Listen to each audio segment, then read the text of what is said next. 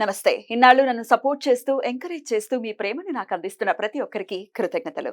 అలాగే ఈ వీడియో కూడా ఖచ్చితంగా మీకు ఉపయోగపడుతుంది. లైక్, షేర్ అండ్ సబ్స్క్రైబ్ చేసి మీ సపోర్ట్‌ని నాకు అందించండి. అలాగే ఈ వీడియో పట్ల మీకున్న అభిప్రాయాన్ని కామెంట్ సెక్షన్‌లో కామెంట్ చేసి తెలియజేయండి. ఇప్పుడు వీడియోని చూద్దాం. నమస్తే. Welcome to our channel. నేను పద్మిని. ప్రస్తుతం మనతో పాటు ప్రముఖ ఆధ్యాత్మికవేత్త, ప్రముఖ ఆస్ట్రాలజర్, న్యూమరాలజిస్ట్, జెమాలజిస్ట్ తనిష్క గారు మనతో పాటు ఉన్నారు. మాట్లాడదాం. మేడం నమస్తే. నమస్తే అమ్మా. H1 వీసా అనేది ఒక డ్రీమ్ లానే ఉంటుంది. ఫారిన్ వెళ్ళాలి అనుకునే వాళ్ళు. అవును. అంటే వెళ్ళాలి అనుకునే వాళ్ళు డైరెక్ట్ గా H1 వీసా ద్వారా వెళ్ళాలి అని అనుకుంటారు. అవును. డెఫినెట్ గా దాని తర్వాత వెళ్ళిన తర్వాత కూడా పర్మనెంట్ వీసా రావాలి, అవును. సిటిజన్షిప్ రావాలి అని చెప్పి కూడా ట్రై చేస్తారు. 5 years తర్వాత ఏవో వాటికి ఏవో కండిషన్స్ ఉంటాయి కదా. 5 years అవును. అక్కడ వర్క్ చేస్తే వస్తుంది, ఇట్లా అవును. రకరకాలు. అయితే అక్కడ ఇబ్బందులు ఫేస్ చేస్తున్నారు బికాస్ ఆఫ్ క్రైసిస్. అవును. రకరకాల అంటే ఇప్పుడు రెసెషన్ నడుస్తుంది వరల్డ్ వైడ్ గా కూడా. సో ఉద్యోగాలు ఉంటాయా, ఊడతాయా? అట్లా కూడా ఉండదు. తుమ్మితే ఊడిపోయే ముక్కుల్లానే ఉన్నాయి ఉద్యోగాలు అవును. అక్కడ. బెంగగానే ఒక బెరుకుగానే ఉన్నారు మన వాళ్ళు, ప్రవాసాంధ్రులు వేరే కంట్రీస్ లో అని చెప్పుకోవచ్చు. అదే అవును. అమెరికా, ఆస్ట్రేలియా, కెనడా, ఏ దేశం తీసుకున్నా ఇలానే ఉంది. మరి ఈ పరిస్థితుల నుంచి బయటపడాలి సాఫీగా. ఇప్పుడు వెళ్ళాం మనం, మళ్ళీ వెనక్కి రావటం అని అంటే చిన్న విషయం నిజం. కాదు కదా. అవును. ఎన్నెన్నో బాధ్యతల రీత్యా వెళ్తారు అవును. వాళ్ళు. సాఫీగా అక్కడ ఉండాలి, ప్రశాంతంగా అక్కడ ఉండాలి. జాబ్స్ రిలేటెడ్ ఇష్యూస్ సాల్వ్ అయిపోవాలంటే ఏం చేయాల్సి ఉంటుంది? ఓకే. ఇప్పుడు కొంతమంది వెళ్తారు, వెళ్ళిన వెంటనే కొన్ని జాతకాలకు ప్రాబ్లమే లేదు, ట్రై చేయగానే జాబ్లు వచ్చేస్తాయి. కొంతమంది అసలు 4 years అయ్యి 5 years అయ్యి ఇంట్లో అవునా? నుంచి డబ్బులు పంపిస్తూ ఉంటారు, వీళ్ళు ల్యాండ్ అమ్మి కూడా పంపిస్తూ ఉంటారు. కొన్ని కానీ వాళ్ళు అక్కడ సెటిల్ అవ్వరు. సెటిల్ అవ్వరు. కానీ ఇట్లాంటి క్లయింట్స్ వచ్చారా మీకు? చాలా అసలు బాబోయ్. మంత్లీ మేము ఇక్కడ అసలు బ్యాంక్ లోంచి లోన్ తీసుకుని 1 lakh పంపిస్తున్నామండి. యాక్చువల్లీ వెళ్ళింది ఆయన జాబ్ గురించి. ఆయన డబ్బులు పంపిస్తే మన పంపిస్తే Reverse. మళ్ళీ మన ఇక్కడ నుంచి కానీ వాళ్ళు property వెనక్కి రావడానికి మాత్రం ప్రయత్నం చేయరు ఇంకా. అంటే వాళ్ళు ట్రై చేస్తే జాబ్ Hmm. ఎట్లనే వెళ్ళిపోయాము. ఆల్రెడీ ఎక్కువ ఖర్చులు చేసుకుని వెళ్తారు, అప్పు మళ్ళీ తీసుకుని ఇప్పుడు వెళ్తారు. వచ్చేయడం మళ్ళీ ఏంటి? ఎందుకని బట్ ఉన్నా పర్వాలేదని అక్కడ ఏదో ఒకటి అబ్బా. చూసుకొని మళ్ళీ ఇంకా అది ఖర్చులు, మళ్ళీ ఇక్కడ నుంచి వీళ్ళు తల్లిదండ్రులు పంపిస్తూ ఉంటారు. ఇలా Hmm. చాలా మంది చూస్తున్నా నేను. Hmm. అంటే వీళ్ళ జాతకాల్లో ఏమైతుందంటే ఒక ఆశ అబ్రాడ్ వెళ్ళిపోతే మంచిగా Settle అయిపోతాం, కానీ అన్ని జాతకాలు కలిసి వస్తుందంటే లేదు, అందరికి అలాగా రాదు. సూట్ అవ్వదు. అంటే 9వ స్థానము వాళ్ళు అబ్రాడ్ గురించి ఉండేది. ఇప్పుడు మన సొంత ఓన్ కంట్రీలోంచి బయట వెళ్ళాలంటే జాతక రీతిగా 9వ స్థానం వాళ్ళకి స్ట్రాంగ్ ఉంటే వాళ్ళు వెళ్ళగానే జాబ్ వచ్చేస్తుంది. అసలు వాళ్ళు దాని గురించి ఏం లేదు, ఒక్క స్టెప్ ముందుకేసారంటే ఓకే పర్వాలేదు, వాళ్ళకి అనుకున్న దానికంటే మంచి జాబ్ వస్తుంది. వాళ్ళ జాతక రీతిగా వాళ్ళ స్టడీ కూడా అంత క్వాలిఫికేషన్ కూడా ఉండవు, కానీ జాబ్లో సెటిల్ అయిపోతారు. సో అది కొన్ని జాతకాలకే అట్లా కలిసి వస్తుంది. సరే ఎట్లా అని అంటే 9th house వచ్చి వాళ్ళకి లాభస్థానంలో ఉంటానో, లేకపోతే వాళ్ళ జాతక రీతిగా వాళ్ళకి 9th లార్డ్ స్ట్రాంగ్ పొజిషన్లో ఉంటానో, లేకపోతే జాతకంలో ఏంటంటే 9th లార్డ్ వచ్చి కేంద్రంలో ఉండి ఆ దశ నడుస్తున్నప్పుడు వాళ్ళకి మంచి జరుగుతాయి. సరే ఇప్పుడు కొన్ని క్లయింట్స్ చూడండి, అసలు లాస్ట్ 7 yearsగా ట్రై చేస్తున్నామండి, జాబ్ రాలేదు. 8 yearsగా బట్ ఎందుకంటే 9th house నెగిటివ్ గ్రహం, మాంది గ్రహం ఉంటుంది అనుకోండి, వాళ్ళు వెళ్ళినప్పట్లోంచి సమస్యలే. అసలు వాళ్ళు ఎంత ట్రై చేసినా జాబ్ రాదు, ప్లస్ వెళ్ళినప్పట్లోంచి ఏదో ఒక హెల్త్ ఇష్యూ, తర్వాత అక్కడ వెళ్ళినప్పట్లోంచి అసలు సమస్యలు, ఏ సమస్యలు అర్థం కాదు వీళ్ళు అసలు కొన్ని చిన్న చిన్న విషయాలు కూడా, కొన్ని యాక్సిడెంట్ కూడా అయ్యి అట్లాంటిది కూడా ఫేస్ చేస్తూ ఉంటారు. అక్కడ వెళ్ళిన తర్వాత సమస్యలు ఇంకా ఎక్కువ అయిపోతుంది అనమాట.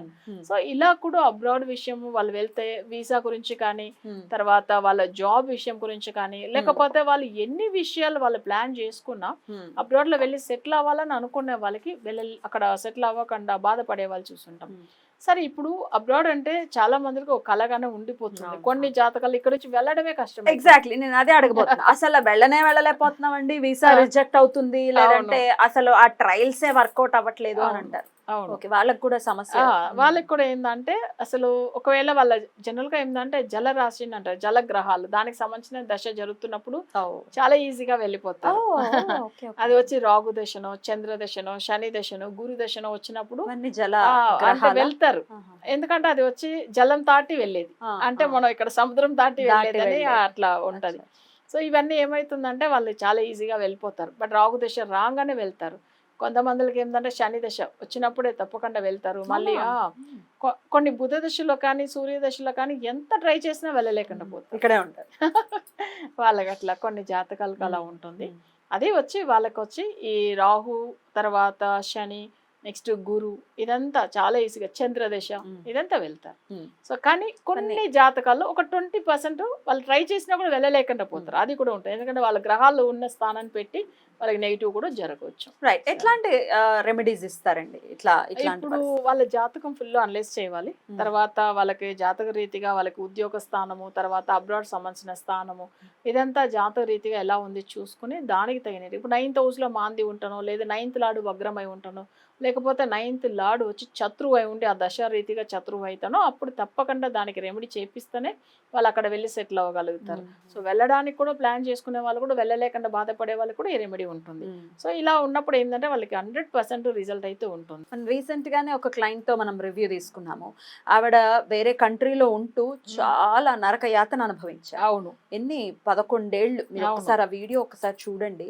11 ఏళ్ళు ఇబ్బంది పడుతూ, అక్కడే ఉంటూ ఇబ్బంది పడుతూ, ఒక్కసారి మీరు జాబ్ లేకుండా, పెళ్ళి అవ్వకుండా, పిల్లలు పెళ్ళైన తర్వాత మళ్ళీ పిల్లలు లేట్ గా పుట్టి, ఆ పిల్లలు మళ్ళీ హెల్త్ ఇష్యూ, మాట్లాడలేకుండా ఆటిజం ప్రాబ్లమ్ తో ఉండి, ఇన్ని సమస్యలతో సతమతం అవుతూ, జాబ్ ఉంటుందో ఊడుతుందో అన్న ఈ అన్సర్టినిటీతో ఉంటూ, మీ రెమెడీ చేసుకున్న తర్వాత నేను ఎంత హ్యాపీగా ఉన్నానని ఎంత ప్రశాంతంగా చెప్పారు ఆవిడ.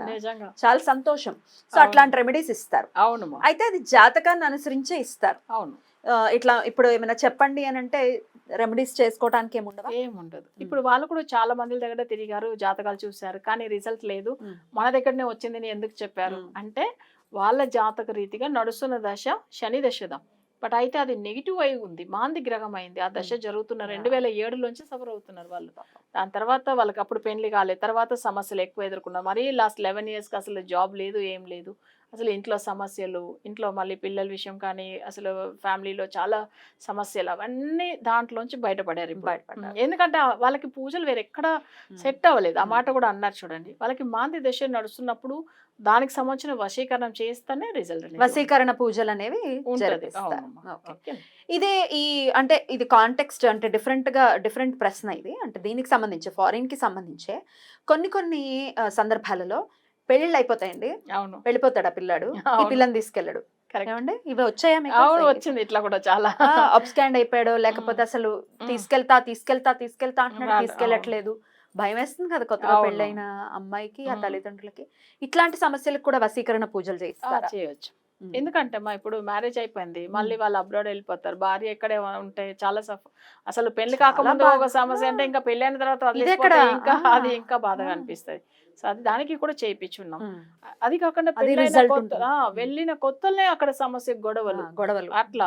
సో మళ్ళీ ఏమైతుందంటే అక్కడ ఉండేప్పుడు డివోర్స్ గురించి, అది ఒక పెద్ద సమస్య అబ్రాడ్ వెళ్ళిన తర్వాత. సో ఇది కూడా వాళ్ళకి అబ్రాడ్ సమస్య స్థానం నెగిటివ్ అయితే పెళ్ళైన తర్వాత వెళ్ళి గొడవలు కూడా వస్తాయి. ఇంకొక సమస్య అండి, ఈ అబ్రాడ్ లో ఉంటున్నారు, సంపాదిస్తున్నారు, నెలకు ఒక 5 లక్షలు సంపాదిస్తున్నారండి మా వారు చెప్తుంటారు ఆడవాళ్ళు. అవును.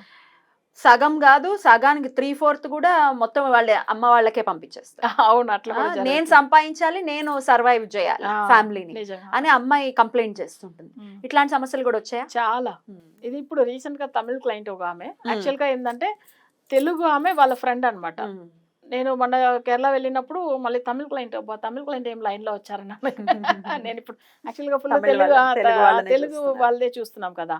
ఇదేంటంటే ఇక్కడ ఆమె ఏం చేసిందంటే, మీకు ఎట్లా తెలుసు అంటే, మా ఫ్రెండ్ తెలుగు ఫుల్ ప్రోగ్రామ్ ఇది అన్ని వీడియోలు చూస్తారు, ఆమె తెలుగు ఆమె నా కొలీగ్ అనమాట, అందుకే ఆమె ఇచ్చారు. ఆమెకి ఇదే సమస్య, సేమ్ ఇదే సమస్య మీరు చెప్పారు కదా.